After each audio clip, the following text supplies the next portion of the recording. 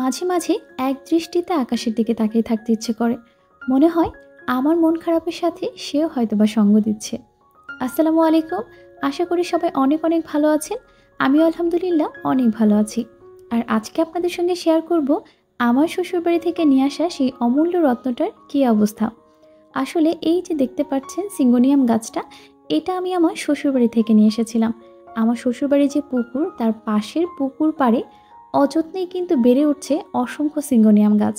তো সেখান থেকে আমি বেশ কয়েকটা গাছ নিয়ে আমার শ্বশুরবাড়িতে পটে লাগিয়েছিলাম।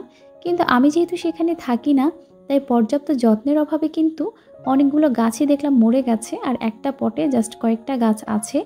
এই জন্যই এবার বাসায় আসার সময় এগুলোকে আমি সাথে করে নিয়ে এসেছি। কিন্তু তখন আসলে আমার কাছে পট ফাঁকা ছিল না, সেজন্যই আমি লেবু গাছের নিচে গাছটাকে লাগিয়েছি। আর এখান থেকে কিন্তু বেশ লম্বা একটা লতা বের হয়েছে, এবং সেখানেও কিন্তু ছোট ছোট বেশ কয়েকটা গাছ হয়েছে। তো এই গাছটা মাটিতে দেওয়ার ফলে কিন্তু গাছের গ্রোথটা অনেক ভালো হয়েছে। আমার কাছে মনে হয় যে যে কোনো গাছ পটের চাইতে এরকম খোলা মাটিতেই বেশি ভালো হয়। তো আমার কাছে এখন দুটো পট ফাঁকা হয়েছে, সেজন্য ভাবলাম যে গাছগুলো তুলে আমি এখন পটে লাগাবো। কারণ আমার কাছে পটে এই গাছগুলো দেখতে অনেক বেশি ভালো লাগে।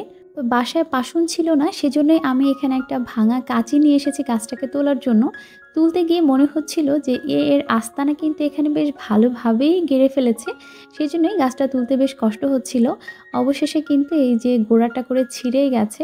তো সমস্যা নেই, এভাবে লাগালেও গাছটা খুব ভালো হবে।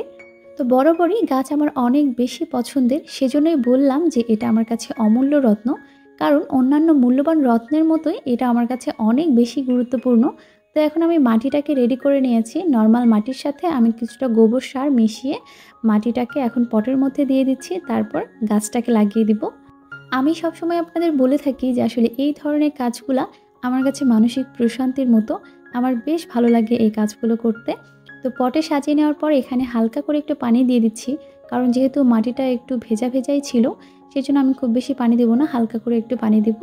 আর বেশি কথাও বাড়াবো না। তো সবাই অনেক অনেক ভালো থাকবেন, সুস্থ থাকবেন, আর অবশ্যই কিন্তু মা অ্যান্ড আয়াতের সাথেই থাকবেন। আর আমার মতো কার কার গাছ লাগাতে ভালো লাগে সেটা কিন্তু আমাকে একটু কমেন্ট করে জানাবেন। আজকের মতো বিদায় নিচ্ছি। পরবর্তীতে আবার দেখা হবে। আল্লাহ হাফেজ।